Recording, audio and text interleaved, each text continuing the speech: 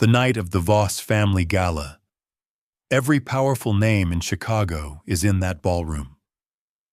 Ryan and Lily stand near the champagne tower, newly engaged, glowing with the kind of confidence that comes from never being held accountable for anything. Then the doors open. Nora Callahan walks in, not on Damien's arm, alone, head up, in a black dress she paid for herself. The room shifts, because behind her, Damien Voss stops in the center of the ballroom, looks directly at his brother Ryan, and says 7 words that will be repeated in every Chicago social circle for the next decade. The wrong brother had her all along. Ryan's glass hits the floor. Lily grabs his arm. And Nora, the woman who cried alone in her car for 11 hours, does not look back. Not once. The restaurant is called Osteria Viola. Nora knows this because she picked it. She made the reservation 3 weeks ago on a Tuesday, standing in her classroom after the last student left, her phone in one hand and a half-eaten granola bar in the other, feeling, for the first time in months, like something good was coming. She is sitting at the table when Ryan walks in. She sees him before he sees her. He is wearing the navy blazer she ironed for him last Christmas. His hair is combed. He looks like a man about to do something he has already decided is the right thing, which is the most dangerous kind of man in any room. Then she sees Lily. Her sister is 2 steps behind him. Not beside him. Behind him, the way you walk when you are not sure yet whether you are allowed to take up space. They sit down across from Nora. Together. Ryan sets his hands flat on the table, the gesture of a man who has rehearsed this. "I need to tell you something," he says. "We need to tell you something." Nora's eyes move from Ryan to Lily. Lily is looking at the salt shaker. There is a moment. It lasts maybe 3 seconds, where Nora still does not know, where she is still the woman who made this reservation, where the granola bar and the Tuesday and the feeling that something good was coming are all still possible. Then Ryan says Lily's name and takes her hand on top of the table, and those 3 seconds end. Nora does not cry. She thanks the server. She pays for her own appetizer, $12.40, the stuffed mushrooms she barely touched, and she walks out. She cries in the car. 11 hours. She counts them later. That is 6 weeks ago. And now, tonight, her phone is ringing with a name she does not yet know will change everything. The contact reads, D. Voss. She does not recognize it. She almost does not answer. She almost lets it go to voicemail, and if she had, none of what comes next would have happened. Word count, 326 words. Mini cliffhanger. The contact reads, D. Voss. She does not recognize it. She almost does not answer. She almost lets it go to voicemail, and if she had, none of what comes next would have happened. Nora answers on the 4th ring.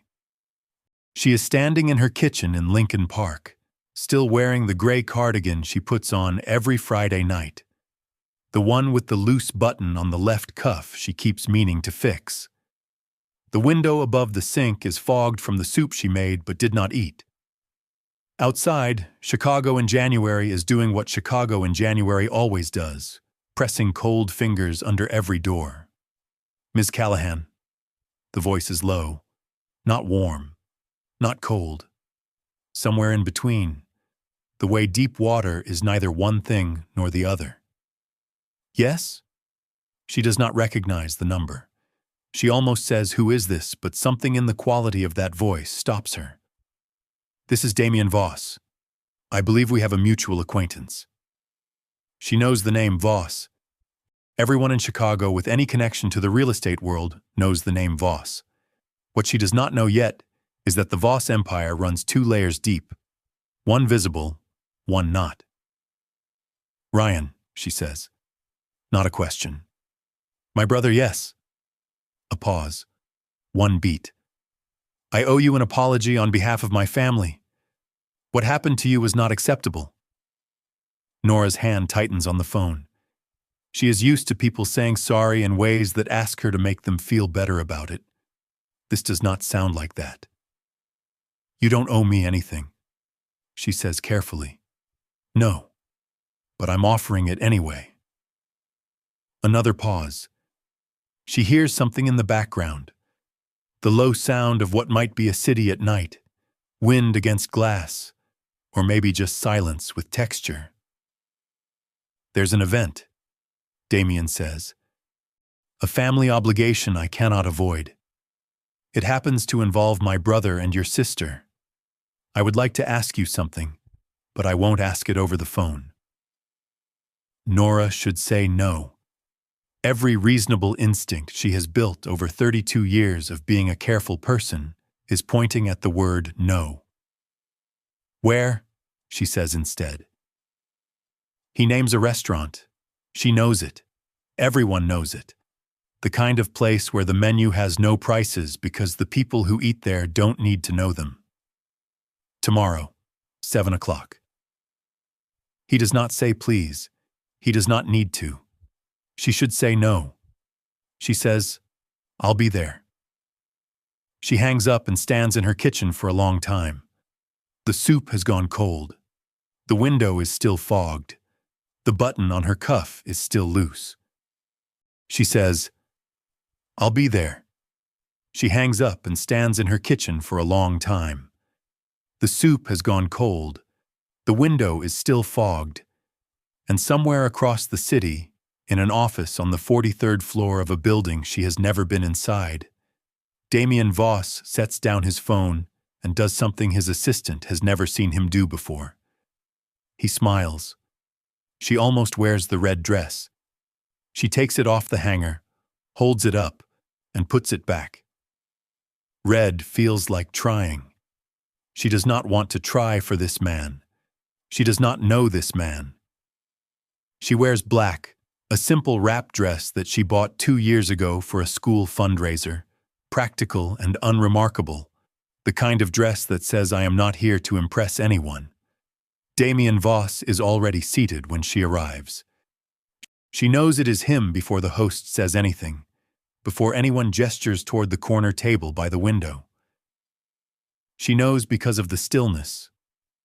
The restaurant is full, every table occupied, glasses clinking, the soft percussion of a city dinner in full swing, and he is the still point at the center of it. A man who does not shift in his chair or check his phone or arrange the silverware. He simply sits, and the room quietly reorganizes itself around him. He stands when she approaches, 6'2" at least, a dark suit with no tie, the top button of his shirt open, a small concession to informality that somehow makes him look more dangerous, not less. Black hair, neatly cut, a jaw that looks like it was made to say no, and a small scar at the left corner of his jaw that he does not explain and she does not ask about. Miss Callahan. He pulls out her chair, not as performance, as habit. Nora, she sits. You can call me Nora. He sits across from her and looks at her. Not the way men usually look at her. The quick inventory, the categorizing glance, but the way you look at something you are genuinely trying to understand. You're not what I expected, he says. She picks up her water glass. What did you expect? Someone angrier. The night is young. The corner of his mouth moves. Not quite a smile, the suggestion of one. He orders for them both without consulting the menu, which should feel presumptuous. Somehow it does not. He orders what turns out to be exactly what she would have chosen. She does not ask him how he knew.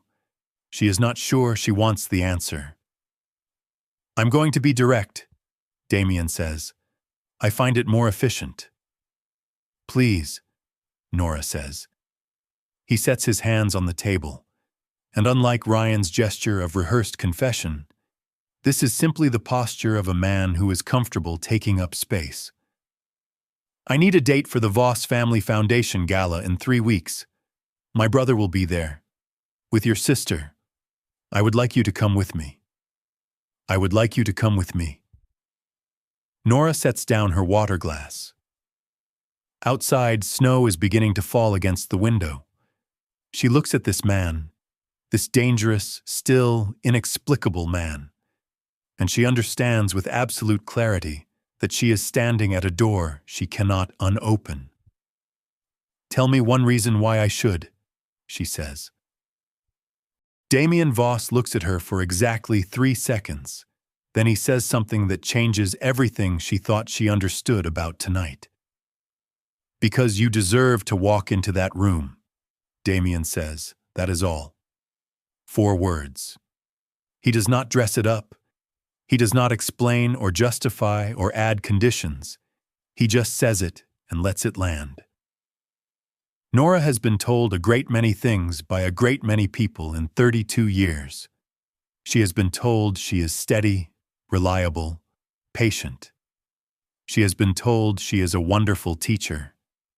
She has been told, in the careful language of people who mean well, that she will find someone better. She has never been told that she deserves to walk into a room. She looks at her food. The risotto is perfect. She eats a bite because she needs something to do with her hands. You don't know me, she says. I know enough. That's a concerning thing for a man to say on a first meeting. It would be, he agrees, if I meant it as a threat. I don't. He takes a drink of his water. She notices he is not drinking wine, and sets the glass down with the careful precision of someone who controls every small thing. Ryan told my mother about you, about the engagement, about what he did. His voice doesn't change temperature when he says his brother's name. It doesn't get colder or warmer. He framed it as a love story, himself and Lily. The implication was that you were the complication. The word complication lands somewhere below her ribs. My mother accepted that framing, Damien continues. I did not. Why not? Because I spoke to 6 different people who know both of you. None of them described you as a complication. He meets her eyes. They described you as the person who held everything together while everyone else fell apart. Nora does not know what to do with this. She has spent 6 weeks being the thing that happened to Ryan and Lily, being the before to their after. It has not occurred to her, in the grinding daily work of continuing to exist, that anyone was paying attention to what it cost her. She looks out the window, snow against glass, the street below full of people going somewhere. 3 weeks, she says finally. 3 weeks. One evening. One evening. He pauses. Unless you decide otherwise. She turns back to look at him. That jaw, that stillness. The scar she is not asking about. I'll think about it, she says. He nods once, as if this is already settled. He nods once, as if this is already settled. And Nora understands, with the particular clarity that comes at moments you will remember for the rest of your life, that she has already made her decision. She made it the moment she walked through the door. She is only now catching up to herself. She calls Carmen from the parking lot. Carmen Reyes picks up on the second ring the way she always does, like she has been waiting. It is 9:47 at night, and Carmen has 3 spreadsheets open on her laptop and a glass of red wine half finished on her kitchen counter. But her voice is immediately full and present. Tell me, Carmen says. So Nora tells her. The phone call, the restaurant, the risotto, the 4 words, the scar she didn't ask about. Carmen is quiet for exactly 4 seconds. Damien Voss, Carmen says. Yes. Damien Voss asked you to a gala. The Damien Voss who owns half of Wacker Drive. I'm assuming. Another 4 seconds of silence. Then Carmen says, Nora, baby, I need you to understand something. Ryan spent 2 years making you feel like the background character in your own life. Damien Voss just handed you the lead role. You say yes. You say yes right now. I already said I'd think about it. Then stop thinking and start deciding. Those are different things. Nora leans her head against the cold window of her car. The snow has settled on the windshield in small, precise points of white. She thinks about the last 6 weeks. The way she went back to school on a Monday because 23 third graders needed someone to show up, and she was, above everything else, someone who showed up. The way she ate dinner standing at the counter for 2 weeks, because sitting at the table alone felt too much like a verdict. The way Lily had texted her, not called, texted, 3 days after, a message that said, I hope you understand someday. Nora has not responded to that text. She thinks about Damien's hands on the table. Still. Sure. The posture of a man who does not ask permission for the space he occupies. She thinks about 4 words. You deserve to walk into that room. I'm going to say yes, Nora tells Carmen. Obviously you are. I'm terrified. Good. Fear means it matters. Carmen takes a drink of her wine. What are you going to wear? I have no idea. We're going shopping Saturday, 11 o'clock. Don't argue. Don't argue. Nora doesn't argue. She drives home through the snow, and when she gets to her apartment and takes off her coat and sees herself in the hallway mirror, really sees herself for the first time in 6 weeks, she notices something she had forgotten was there. The expression on her face is not grief. It is something older and quieter and much more dangerous. It is the look of a woman who has just decided to stop being careful. Damien Voss does not sleep much. This is not insomnia. It is a choice. Or it became a choice so long ago that the difference no longer matters. He works between 11 at night and 2 in the morning in the glass-walled office on the 43rd floor of the Voss Tower on Wacker Drive, when the city below has thinned to headlights and the building belongs entirely to him. Tonight, his second-in-command Marco is standing in the doorway with a tablet and the expression of a man delivering a report he did not write. She said she'd think about it, Marco says. She said yes, Damien says, without looking up from the contract on his desk.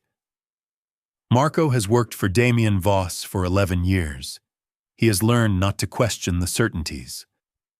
The background check came back. I know what's in it. Then you know about the apartment lease. She's 2 months from the end of it. Budget's tight. I know. And the school. They cut the arts funding. She's been paying for classroom supplies out of her own. Marco. Damien looks up. I know. Marco sets the tablet on the edge of the desk and retreats. Damien looks out the window at the city below. He has known about Nora Callahan for 4 days, since the night Ryan came to dinner at their mother's house and announced, with the smooth confidence of a man who had never once been made to account for himself, that he and Lily were in love, and that the engagement was over, and that Nora would understand in time. Damien had asked one question, not about Ryan, not about Lily, about her. What was she like? Ryan had blinked. Happy, I guess. Quiet. Really good with kids. It was the answer of a man who had shared 2 years of his life with a person and learned nothing. Damien had spent 4 days making quiet inquiries. Teachers at the school who called her the best they'd ever worked with. parents of former students who said things like, "She noticed my son when no one else did." He is not sentimental. He does not do things for sentimental reasons. But he has not been able to stop thinking about a woman who held everything together while everyone else fell apart.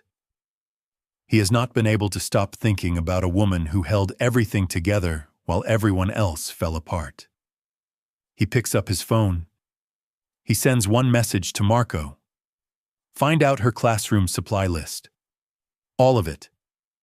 He sets the phone down. He does not examine why. He has learned, over 43 years, that the things you don't examine are usually the things that matter most. The dress is midnight blue, not black. Carmen vetoed black at the third store on a Saturday morning when the temperature outside was 11 degrees, and they had already consumed 2 coffees each and were running on the specific fuel of women on a mission. "Black says I survived something," Carmen said, holding the midnight blue up. "This says I thrived." Nora buys the dress. She also buys shoes she cannot quite afford and tells herself it is an investment, which is the thing people say when they do something they know is right but cannot logically justify. The following Monday, she returns to her classroom. 23 third graders, who have no idea that their teacher's life fell apart 6 weeks ago and has only just started, cautiously, to reassemble itself. A boy named Marcus, who is struggling with reading and has been for 3 months.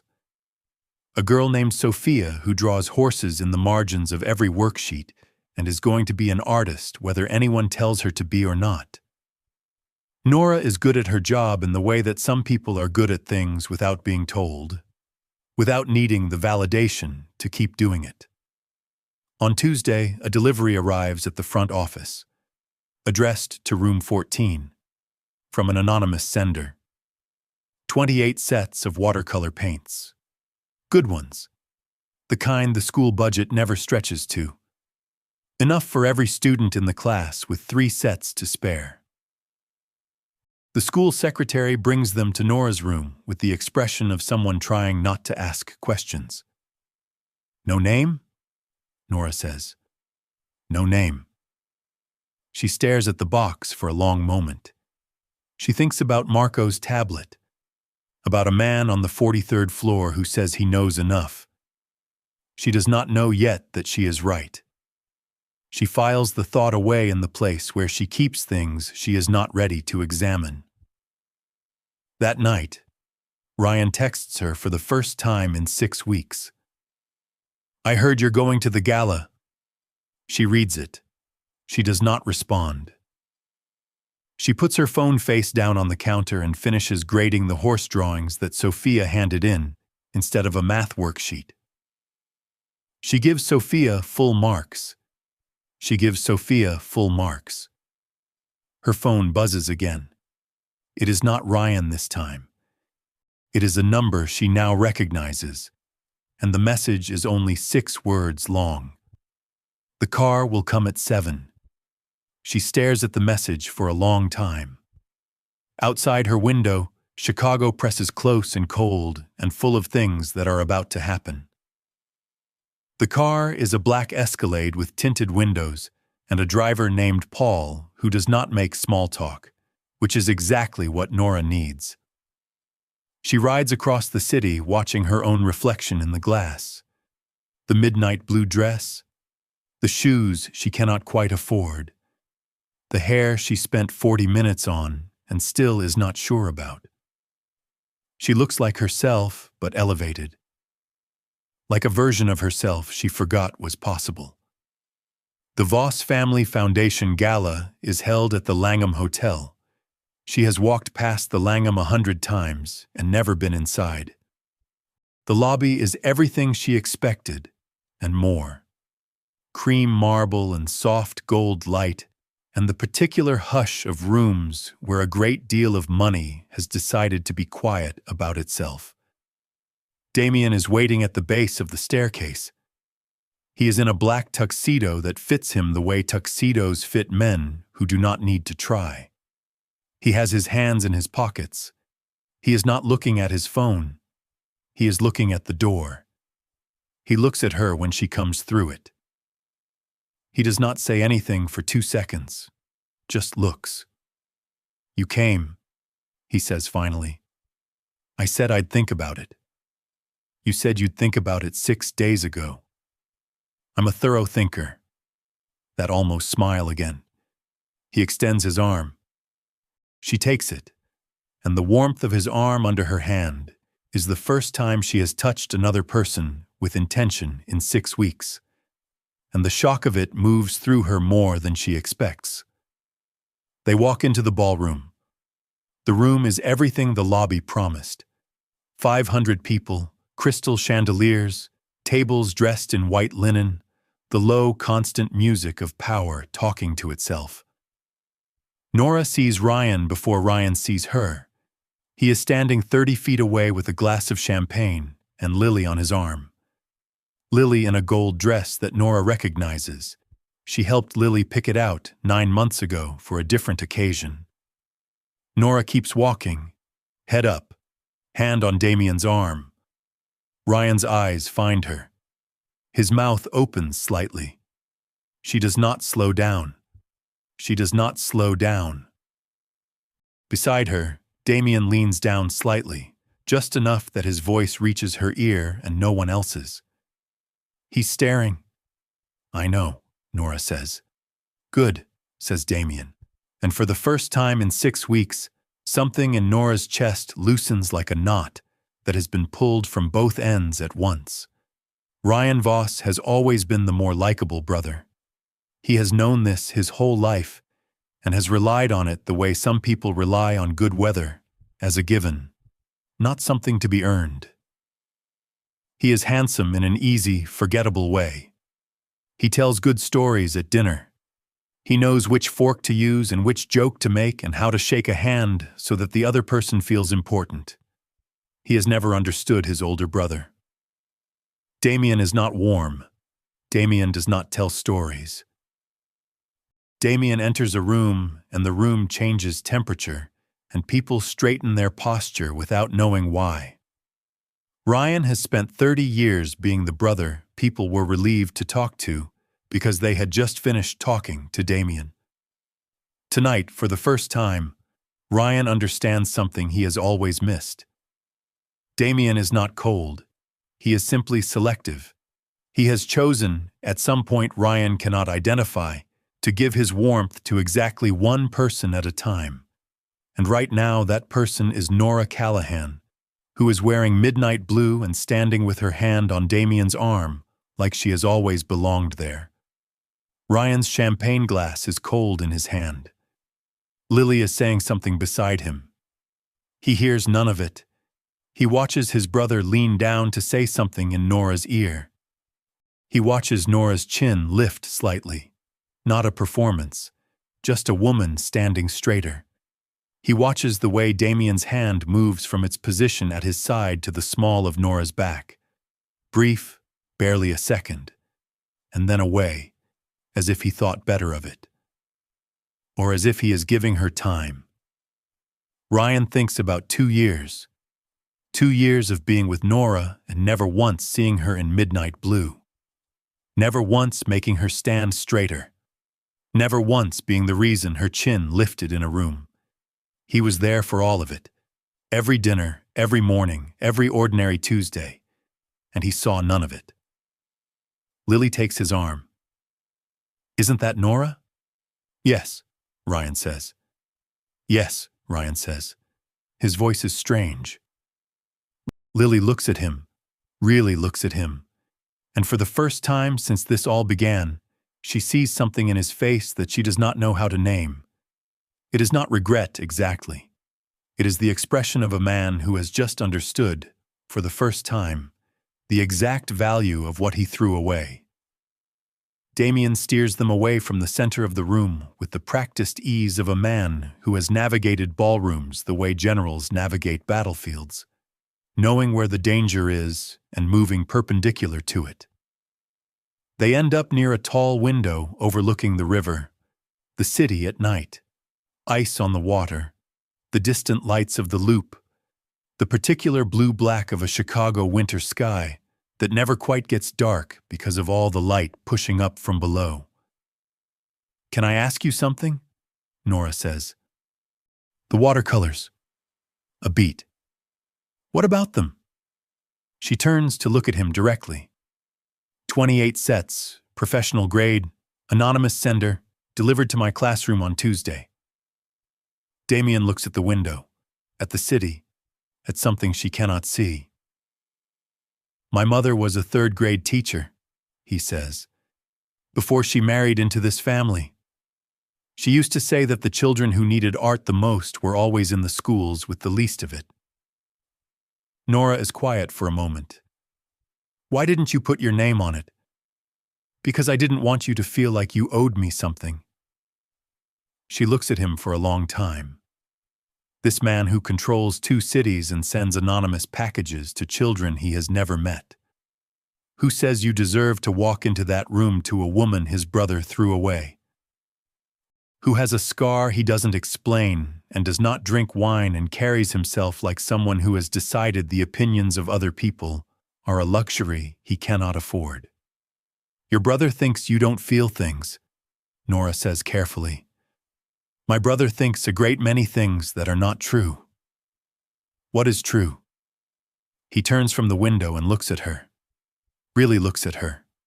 The way he looked at her in the restaurant. Like he is trying to understand something, not like he is trying to take it. "I feel everything," Damien says quietly. "I just don't perform it." Outside, the Chicago River is black and frozen and full of light. "I feel everything. I just don't perform it." Nora does not know what to say to that. She does not know what to do with a man who says the most devastating things in the quietest possible voice. Before she can find words, the ballroom's ambient noise shifts, a current running through the crowd, and across the room, she sees Ryan walking toward them with purpose, and Lily 3 steps behind, and she understands that the easy part of the evening is over. Ryan moves through the crowd with a smile he has been wearing since he was 14 years old. The one that says everything is fine, that says I am easy to like, that has gotten him through every difficult moment of his life by convincing the room that the moment is not actually difficult. He extends his hand to Damien first. Protocol. Damien shakes it. 1 pump. Clean. "Didn't know you were coming tonight," Ryan says. "I come every year." "Right." Ryan's eyes move to Nora. The smile does not waver, but something behind it does. A slight adjustment, like a picture frame that has been bumped and has not quite been set straight again. "Nora." "Ryan." Lily has arrived.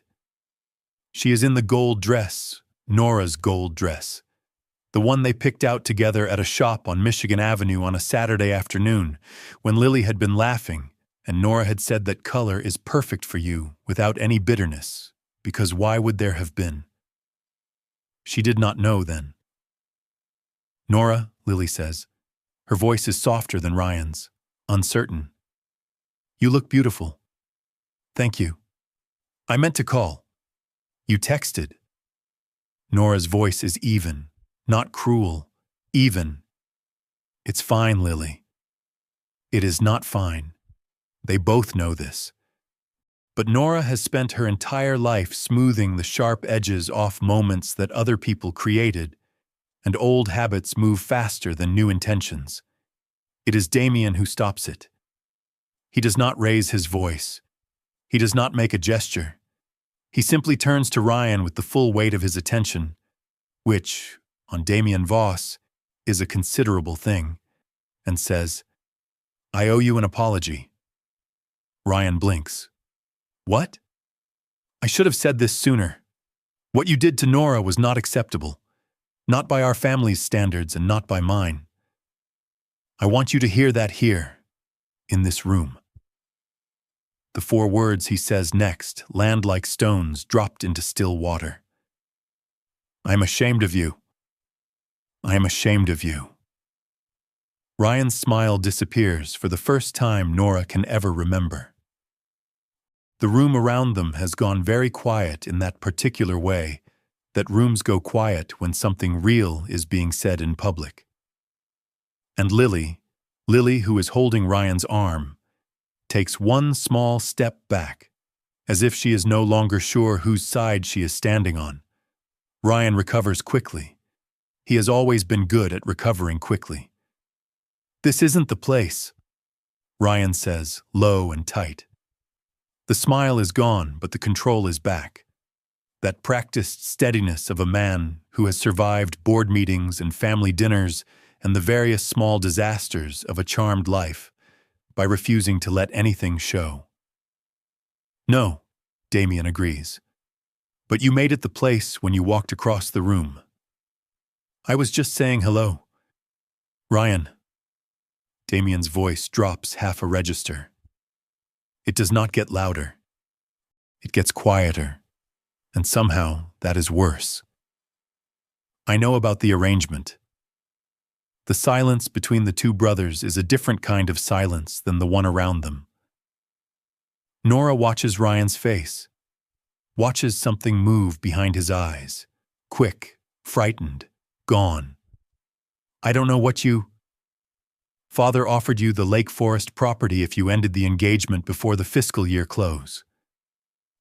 Damien says it the way you recite a fact. No heat, no emphasis, just sequence. The property Ryan needed to finalize his development project, the one he has been $3 million short on for 14 months. Lily makes a sound, small, like something landing. Ryan turns to her. "It wasn't like—" "Was there a property?" Lily asks. A beat. One beat too long. "There was a property," Lily says. Not a question anymore. Nora has gone very still. She is looking at Ryan with the careful blankness of someone absorbing something they already half knew and did not let themselves know. The restaurant, the ironed blazer, the hands flat on the table, the performance of a man who had decided this was the right thing. It was never about Lily. It was never even about love. It was about $3 million and a piece of land in Lake Forest. "Nora," Ryan starts. "Don't," she says. One word, quiet as Damien's. She turns to Damien. Her jaw is tight. Her eyes are very bright. "I think I'd like another glass of water," she says. "Of course," he says. He offers his arm and she takes it, and they walk away. They walk away. Behind them, Lily has dropped Ryan's arm completely. Her voice carries, low, controlled, the voice of a woman doing arithmetic in her head and not liking the total. "Tell me about the property, Ryan. Tell me all of it."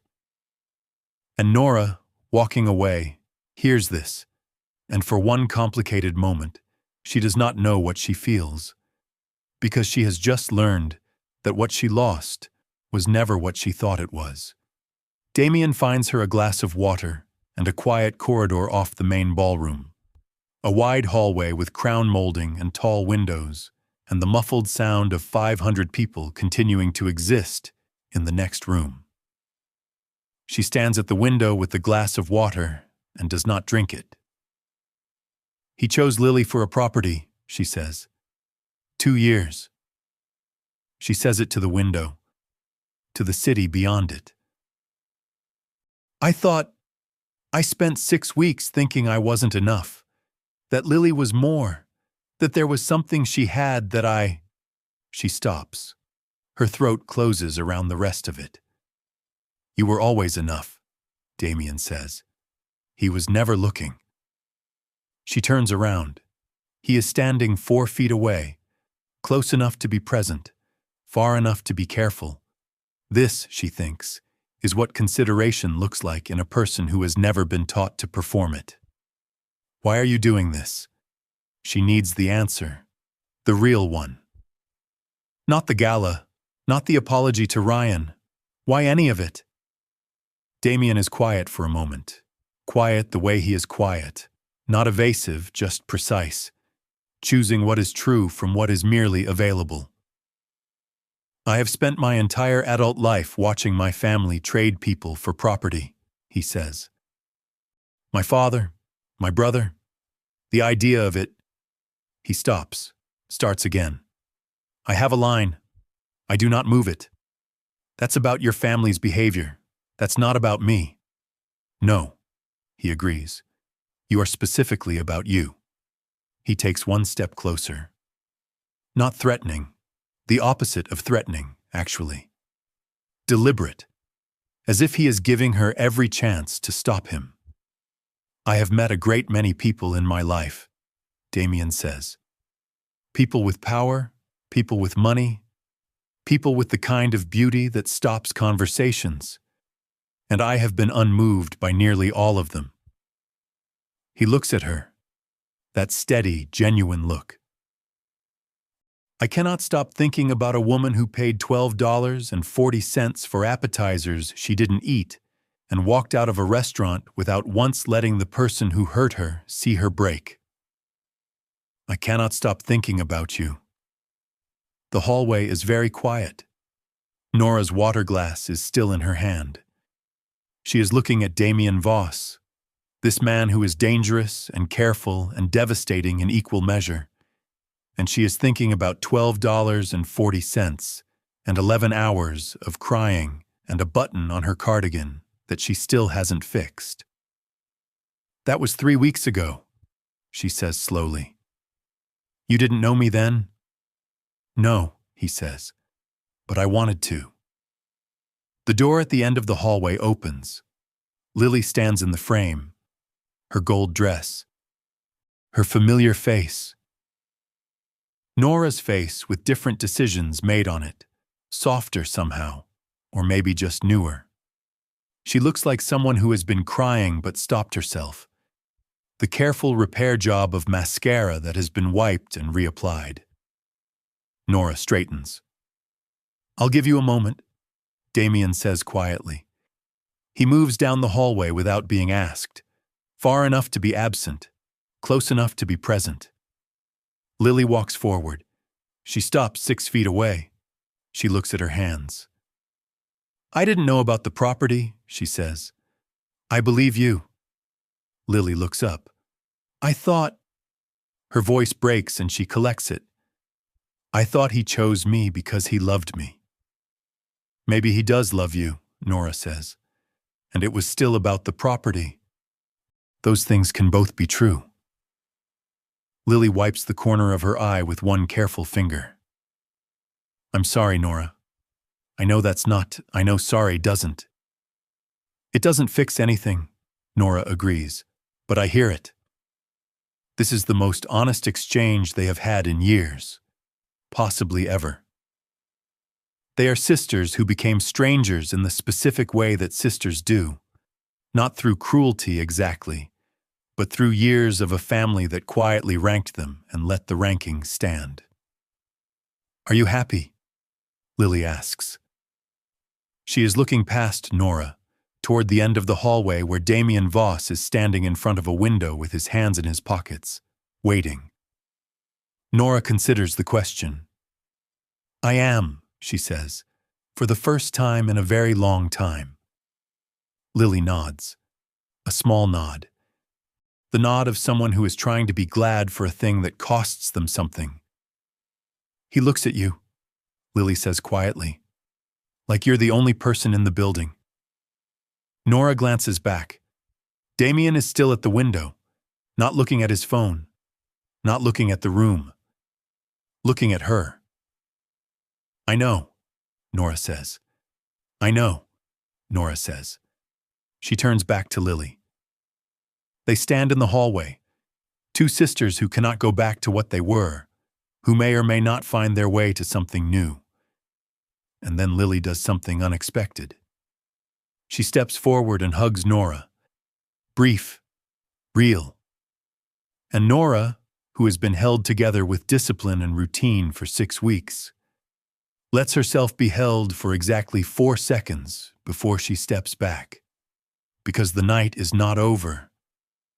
And what is about to happen in the ballroom will change every Voss family gathering for the next 20 years. They return to the ballroom together, Nora and Damien, not performing, not staging, just walking side by side. And the room does what rooms do when two people enter it with something real between them. It notices.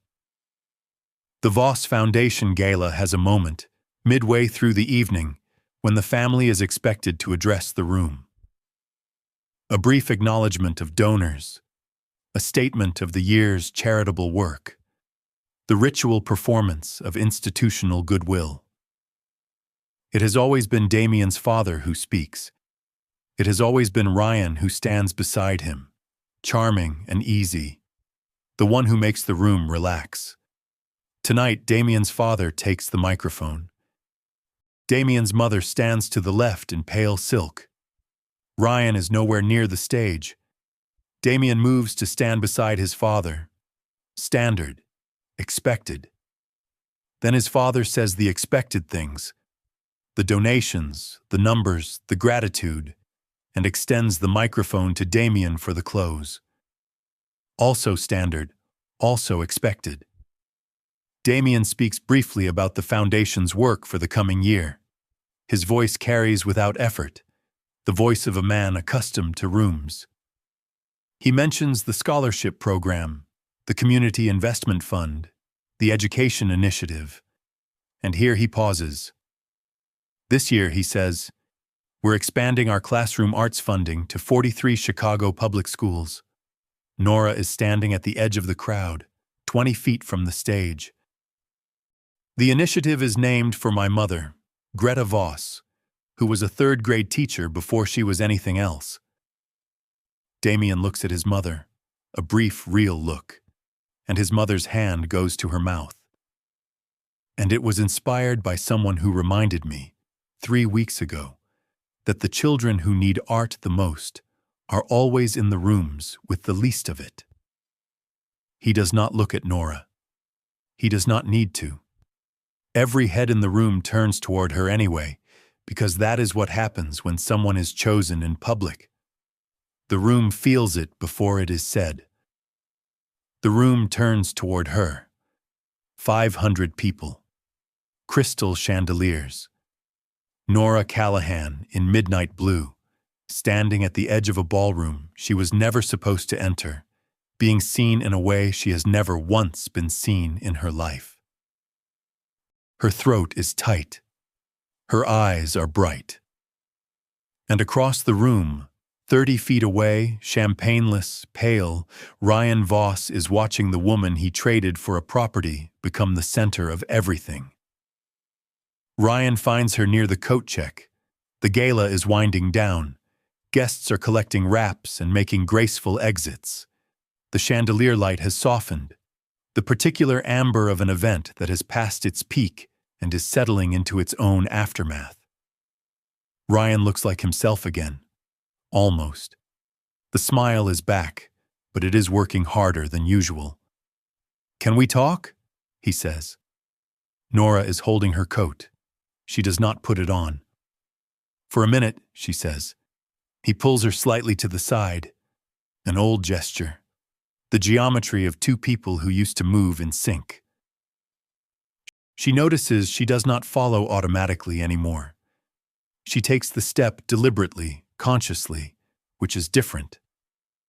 What he said tonight, Damien, about the property. Ryan's voice is controlled, patient.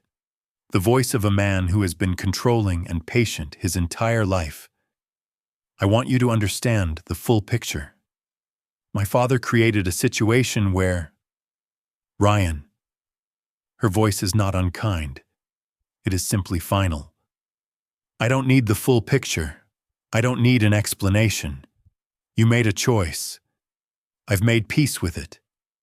He looks at her for a moment. Really looks at her. And she can see him doing the math she watched him do across the ballroom. The midnight blue. The straight posture. The woman who walked in without him and will walk out without him. Are you doing this to hurt me? He asks. She considers this honestly. It deserves an honest answer. No, she says. I'm doing this because I spent 6 weeks being the thing that happened to you and Lily. And I'm done with that. She folds her coat over her arm. I hope you and Lily work it out. I mean that. She does mean it. Surprisingly, completely.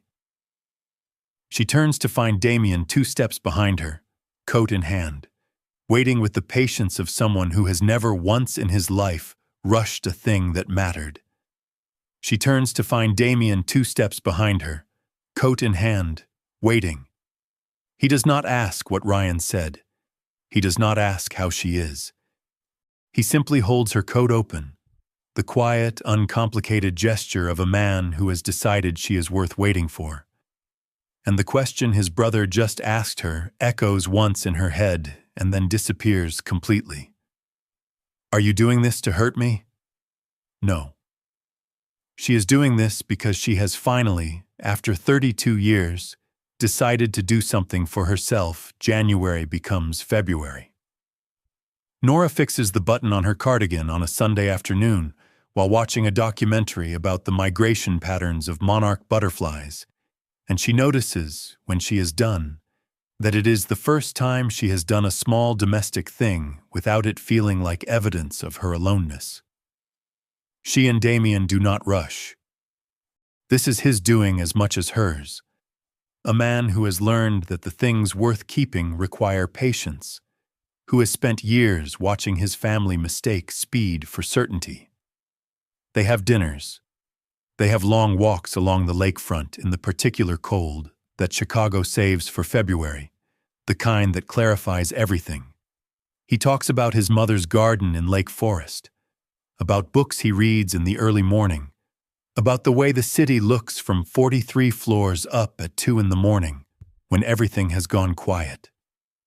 She talks about Marcus, the boy in her class who struggled with reading until February 6th, when something finally clicked and he read an entire page aloud without stopping, and then looked up at her with the particular expression of someone who has just discovered that they are capable of more than they thought. Damien listens to this the way he listens to everything. Completely. That's what you do, he says. It's my job.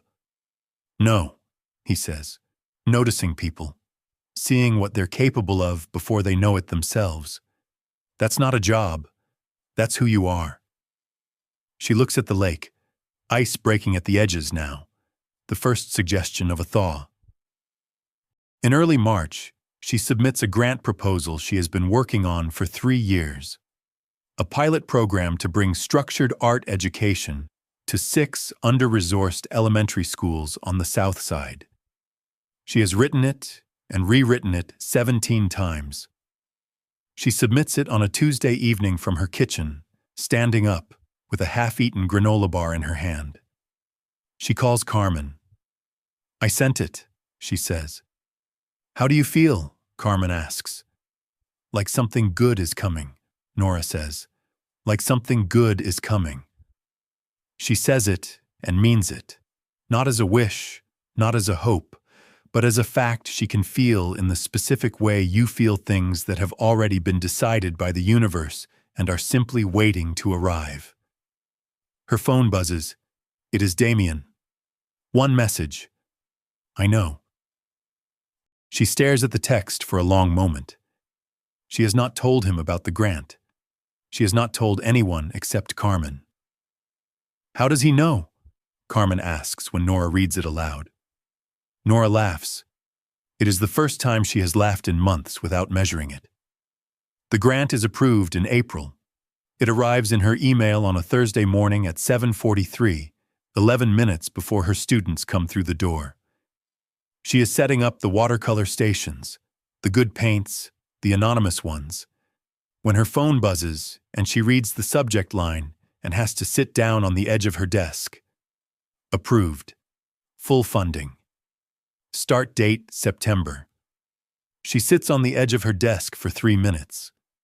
Her students arrive and find her there, which is unusual, and Marcus asks if she is okay, and she says yes, more than okay. and Sophia immediately draws a horse on the whiteboard by way of celebration, because Sophia's language for all major emotions is horses. She calls Carmen during lunch. She calls her mother during planning period, and her mother cries and says this is wonderful. And Nora loves her mother and also knows that her mother will call Lily within the hour, and she has decided she is okay with that. She does not call Damien. She drives to the Voss Tower after school. She has never done this before. She stands in the lobby of a building made entirely of glass and tells the man at the desk her name and watches his expression shift. The small recalibration of someone who has been told about her in advance. The elevator opens on 43. Marco is waiting. He's expecting you, Marco says, which she is beginning to understand is simply how things work in Damien Voss's world. He expects things. He is usually right. She walks into the office. Glass on 3 sides. The city laid out below like a circuit board. Damien at his desk, jacket off, sleeves rolled to the elbows, reading something that he closes immediately when she comes in. She holds up her phone with the email on the screen. He reads it. His face does not change in the way most people's faces change, but his eyes do, a particular warmth, steady and certain. "Congratulations, Nora," he says. "Thank you," she says, "for the watercolors." He does not deny them this time. He does not deny them this time.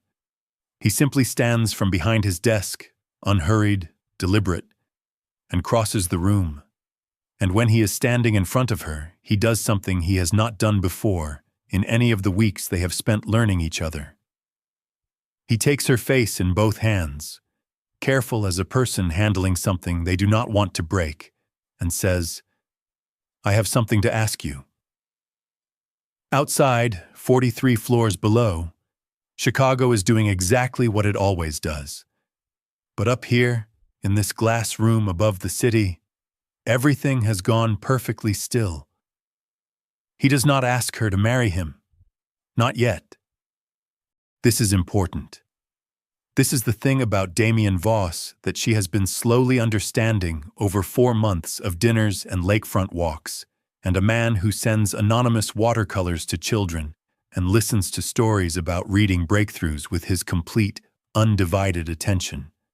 He does not skip steps. "I want to tell you something," he says.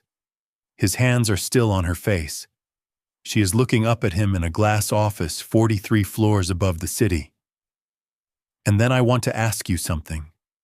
And I want you to know that both of them are completely separate and one does not depend on the other." "Okay," she says. "I am in love with you," Damien says. Simply, the way he says everything that is true. "I have been for several weeks, and I have been waiting for the right moment, and I've decided there is no right moment. There is only the moment when it becomes untrue to not say it." Nora's heart is doing something complicated in her chest. "I'm in love with you too," she says. Something moves across his face. Not surprise. He is not a man who is easily surprised. Something more like relief. Like a breath held for a long time, finally released. "The thing I want to ask," he says, "is whether you would consider moving the arts program's administrative office into this building. We have the space. The foundation would cover the overhead. You would have full autonomy. I have no interest in controlling what you build. I only..."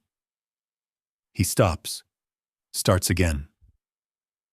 "I would like you close." She looks at him. This careful, devastating, impossible man. "You are very bad at asking for things you want," she says. "I am aware. You sent me anonymous watercolors and named an educational initiative and arranged an entire evening so I could walk into a room with my head up. And now you're asking if I want office space." "Yes," he says. "Yes," she says. He kisses her. Soft. Certain. The city 43 floors below. He kisses her. Soft. Certain. And when she pulls back, she is laughing. A real laugh. The kind that doesn't measure itself. And he is looking at her with the expression she has come to understand is what Damien Voss looks like when he is completely, unconditionally happy. His phone buzzes on the desk. He does not look at it. He looks at her. It buzzes again and again. Marco's voice comes through the intercom, strained with the effort of not sounding urgent. "Sir, it's Ryan. He's downstairs. He says it's about the Lake Forest property. He says..." A pause. He says Lily left. Damien does not go downstairs. He tells Marco to tell Ryan that he will call him tomorrow. Not tonight, not in an hour, tomorrow.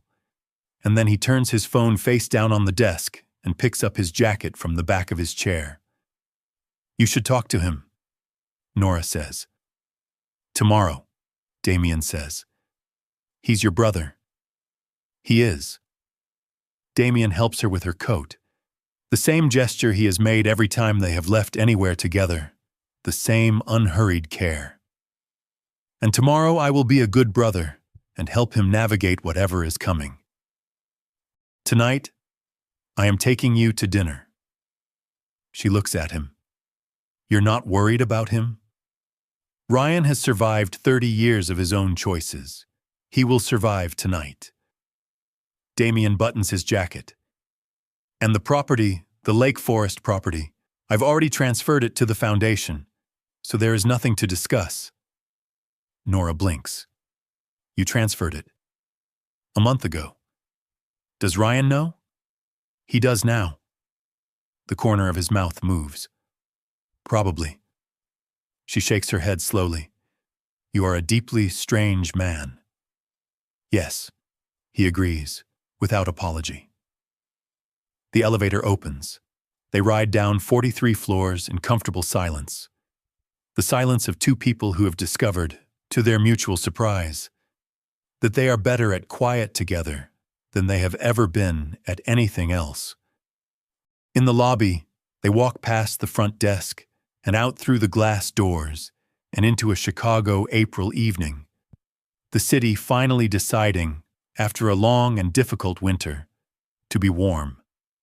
The lake 2 blocks east. The sky going amber rose at the edges. The sound of the city doing what cities do, which is continue.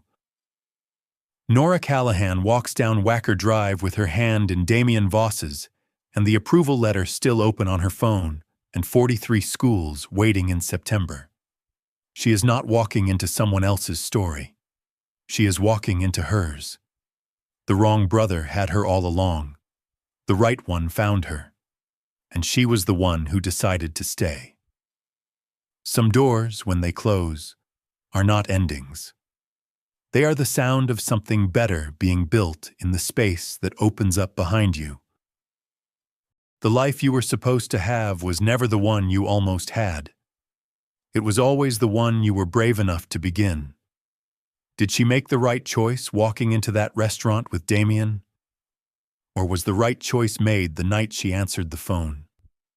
Tell us in the comments, stayed or found. If this story held you, like, subscribe, and drop Nora in the comments. Part 2 is coming, and trust us, you are going to want to see what Ryan does next.